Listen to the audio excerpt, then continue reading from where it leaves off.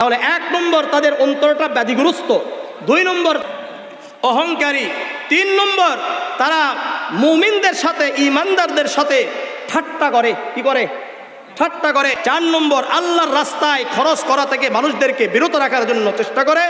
5 নম্বর তারা মুমিনদেরকে, সাহাবাদেরকে তারা নির্বোধ মনে করত, বোকা মনে করত। বুঝে আসছে আমার কথাগুলো? হ্যাঁ। 6 নম্বর কথা হলো তারা আল্লাহু আকবার কাফেরদের সাথে সম্প্রীতি রাখতো। কি রাখতো? সূরাতুল বাকারার 14 এবং 15 নম্বর আয়াতে আল্লাহ বলেন, ওয়াইদা লাকুল্লাযীনা আমানু ক্বালু আমান্না। যখন তারা মুনাফিকরা ঈমানদারদের সাথে সাক্ষাৎ করে, ক্বালু ইন্না ওয়াইদা লাকুল্লাযীনা আমানু ক্বালু আমান্না, বলে আমরা ঈমান এনেছি। আমরা কি এনেছি? আমরা ঈমান এনেছি, আমরা তোমাদের সাথেই রয়েছি। ওয়াইদা লাকুল্লাযীনা আমানু ক্বালু আমান্না ওয়াইদা খালাউ ইলা শায়াতিনহিম। আর যখন তারা কাফেরদের সাথে সাক্ষাৎ করে, বিধর্মীদের সাথে সাক্ষাৎ করে, ইসলাম বিদ্বেষীদের সাথে সাক্ষাৎ করে, নাস্তিকদের সাথে সাক্ষাৎ করে, ক্বালু ইন্না মাআকুম, বলে আমরা তোমাদের সাথেই আছি। আমাদের সমাজের মধ্যে দেখবেন আলেমদের সাথে এসে বলে আমরা আপনাদের সাথেই আছি, ইমামদের সাথেই আছি, আবার দূরে গিয়ে বলে আরে হুজুরদের সাথে একটু ঠাট্টা করে আসলাম। বলে কি বলে না? ওয়াইদা খালাউ ইলা শায়াতিনহিম ক্বালু ইন্না মাআকুম ইন্নামা নাহনু মুস্তাহজিউন।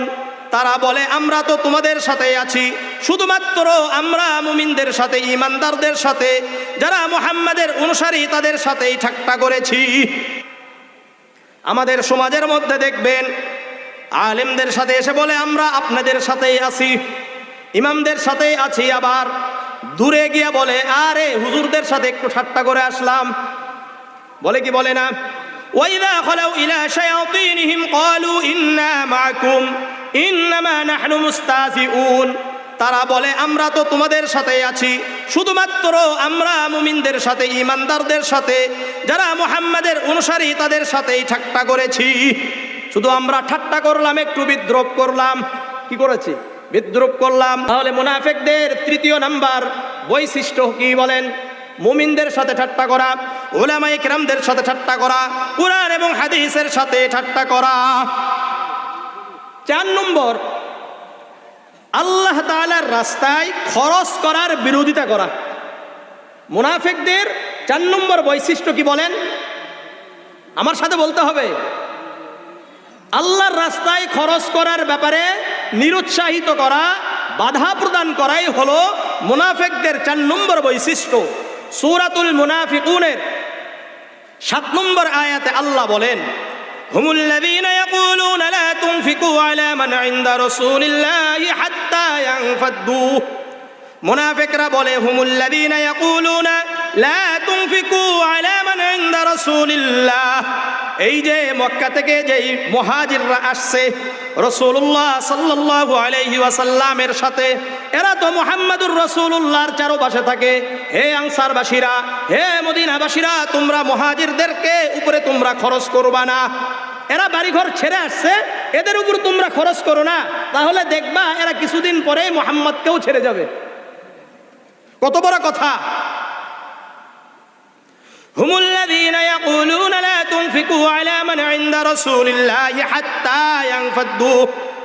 আল্লাহ রাব্বুল আলামিন তাদের সম্পর্কে বলেন, ওয়ালিল্লাহি খাযাইনুস সামাওয়াতি ওয়াল আরদি ওয়ালাকিন্নাল মুনাফিকিনা লা ইয়াফকাহুন। আল্লাহ বলেন এরা তো জানেই না আসমান এবং জমিনের ধন ভান্ডার এটা কার জন্য? আল্লাহর জন্য। কিন্তু মুনাফিকরা এটা বোঝে না। ধন সম্পদের মালিক কে? আল্লাহ রাব্বুল আলামিন। এই মুনাফিকরা আমার রাস্তায় হিজরত যারা করে আসছে তাদের উপরে খরচ করার ব্যাপারে তোমাদেরকে নিরুৎসাহিত করছে। এই ঘটনা কিভাবে ঘটছে জানেন?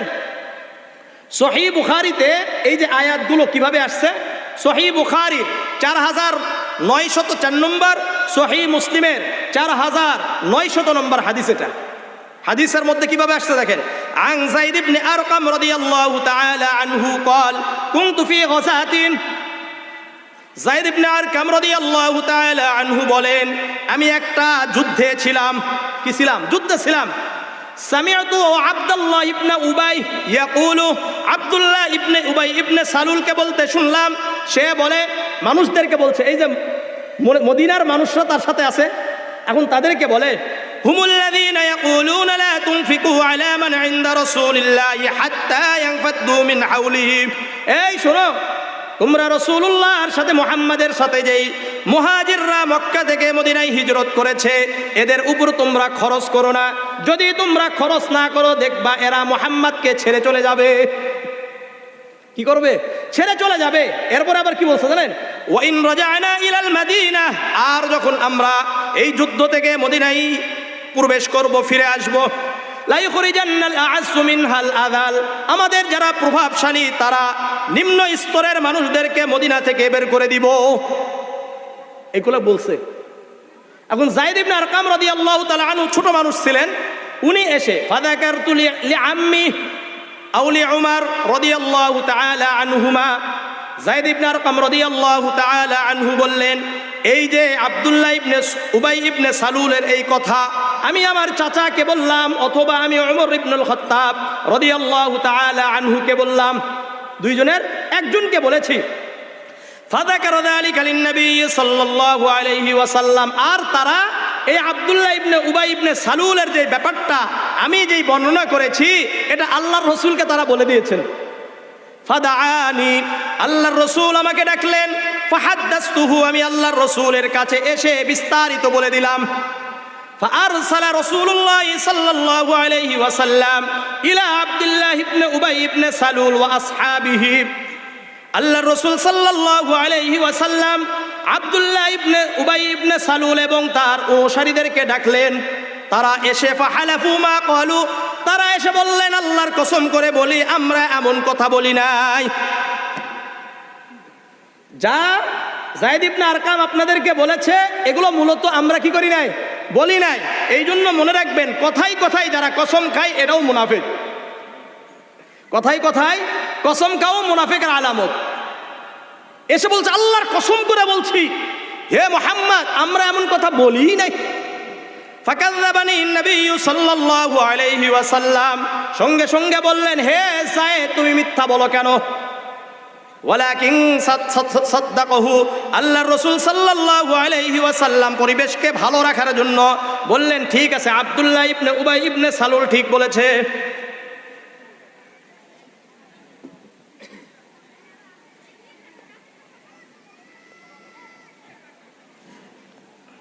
এটা কি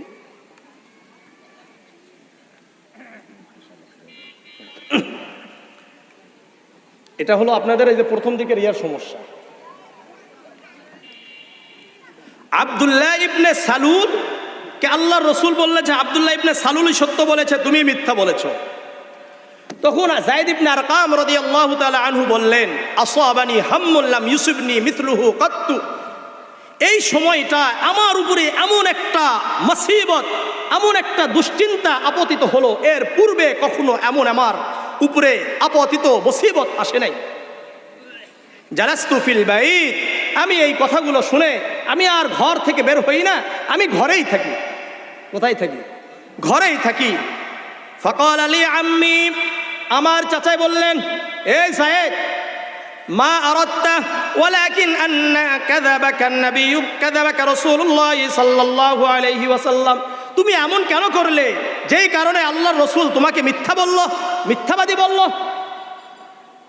তোমার উপর আল্লাহর রাসূল অসন্তুষ্ট হলো যায়েদ ইবনে আরকাম রাদিয়াল্লাহু তাআলা আনহু এই মুসিবতের মধ্যে পড়ে যাওয়ার পরে ঘর থেকে আর বের হয় না আল্লাহ রাব্বুল আলামিনের কাছে বারবার দোয়া করে আল্লাহ আমাকে আপনি পরিষ্কার করেন আল্লাহ রাব্বুল আলামিন যায়েদ ইবনে আরকাম রাদিয়াল্লাহু তাআলা আনহু কি যে সত্যবাদী আল্লাহ রাব্বুল আলামিন কোরআনের আয়াত অবতীর্ণ করলেন সূরাতুল মুনাফিকুন ইযা জাআকাল মুনাফিকুনা ক্বালু নাশহাদু ইন্নাকা লারাসূলুল্লাহ ইযা জাআকাল মুনাফিকুন হে মুহাম্মদ আপনার কাছে যেই মুনাফিকরা আসছে এসে বলেছে ক্বালু নাশহাদু ইন্নাকা লা রাসূলুল্লাহ, আমরা সাক্ষ্য প্রদান করি আপনি আল্লাহর রাসূল। এই যে মুনাফিকরা আপনাকে এসে বলেছে যে আপনি আল্লাহর রাসূল, আল্লাহু ইয়ালামু ইন্নাকা লা রাসূলু, এটা তো আল্লাহও জানেন আপনি আল্লাহর রাসূল। ওয়াল্লাহু ইয়াশহাদু ইন্নাল মুনাফিকিনা লাকাযিবুন। হে মুহাম্মদ, আপনি ভালো করে মনোযোগ দিয়ে শোনেন। এই যে যায়েদ ইবনে আরকাম রাদিয়াল্লাহু তাআলা আনহু যে কথা বলেছিলেন এটা সত্য, আর এই মুনাফিকরা যা বলেছে এটা মিথ্যা। আমি আল্লাহ স্বয়ং যায়েদ ইবনে আরকাম রাদিয়াল্লাহু তাআলা আনহুর পক্ষ হয়ে বলছি, ওয়াল্লাহু ইয়াশহাদু ইন্নাল মুনাফিকিনা লাকাযিবুন। আমি আল্লাহ নিজেই সাক্ষ্য দিচ্ছি মুনাফিকরা হলো মিথ্যাবাদী। মুনাফিকরা কি? মিথ্যাবাদী। এই আব্দুল্লাহ ইবনে উবাই ইবনে সালুল মুহাজিরদের উপরে যেন আনসারবাসীরা খরচ না করে, আল্লাহর রাস্তায় যেন খরচ না করে, এই জন্য তারা বিরোধিতা করেছে, নিরুৎসাহিত করেছে। আজও কিছু মানুষ আছে, আপনি মাহফিলের জন্য চেষ্টা করবেন, বলবে এখানে দিয়ে লাভটা কি? মসজিদের জন্য চেষ্টা করবেন, বলবেন এখানে দিয়ে লাভটা কি? মাদ্রাসার জন্য আপনি আল্লাহর জন্য দেওয়ার জন্য বলবেন, অনেক আছে, বলবে এখানে দিয়ে লাভটা কি? আছে কি নাই? আল্লাহ তাআলা আমাদেরকে সহিহ বুঝদান করেন। তাহলে 3 নম্বর তাদের বৈশিষ্ট্য হলো আল্লাহর রাস্তায় খরচ করার ব্যাপারে নিরুৎসাহিত করা, বাধা প্রদান করা। বুঝে আসছে? আপনারা কথাগুলো বুঝতেছেন না বুঝেন না? বুঝছেন সবাই? 4 নম্বর, এরা মুমিনদেরকে বোকা মনে করে। কি মনে করে? বোকা মনে করে, বলে এরা তো বোকা। যেমন সূরাতুল বাকারার 13 নম্বর আয়াতে আল্লাহ বলেন, ওয়াইযা ক্বিলা লাহুম আমিনু কামা আমানান নাস, যখন তাদেরকে বলা হলো আমিনু কামা আমানান নাস, তোমরা ঈমান আনো যেমন নাকি সাহাবারা ঈমান এনেছে। যেমন নাকি সাহাবারা ঈমান এনেছে। কাদের মতো ঈমান? সাহাবাদের মতো ঈমান আনলে আমরা হেদায়েত প্রাপ্ত হব। সূরা বাকারার 137 নম্বর আয়াত আল্লাহ বলেন, ফাইন আমানু বিমিসলি মা আমানতুম বিহি ফাকাদ ইহতাদাও, তারা যদি তোমাদের মতো ঈমান আনে তাহলে হেদায়েত প্রাপ্ত হবে। তাহলে আমাদের সবাইকে কাদের মতো ঈমান আনতে হবে? সাহাবাদের মতো ঈমান আনতে হবে। যদি আমরা সাহাবাদের মতো ঈমান আনি তাহলে আমরা হেদায়েত প্রাপ্ত হব। এই জন্য আমাদের ঈমানের ব্যাপারে কারা মানদণ্ড? সাহাবারাই হলো মানদণ্ড। আল্লাহ রাব্বুল আলামিন আমাদের সবাইকে বুঝার তৌফিক দান করেন। যখন তাদেরকে বলা হলো ওয়াইযা ক্বিলা লাহুম আমিনু কামা আমানান নাস, তাদেরকে বলা হলো তোমরা সাহাবাদের মতো ঈমান আনো। আমিনু কামা আমানান নাস ক্বালু আনুমিনু কামা আমানাস সুফাহা, তারা বলল আমরা কি বেকুফ, নির্বোধ, বোকাদের মতো ঈমান আনবো। কি বলছে? নির্বোধ, এদের মতো আমরা ঈমান আনবো? আমরা এদের মতো আমরা ঈমান আনতে পারবো না, বরং আমরা তো বোকা নয়, এরা হলো বোকা। আলা ইন্নাহুম হুমুস সুফাহা ওয়ালাকিন লা ইয়ালামুন। আল্লাহ রাব্বুল আলামিন বলেন, আমার সাহাবারা, আমার রাসূলের সাহাবারা নির্বোধ নয়, বোকা নয়, বরং এই মুনাফিকরাই হলো বোকা।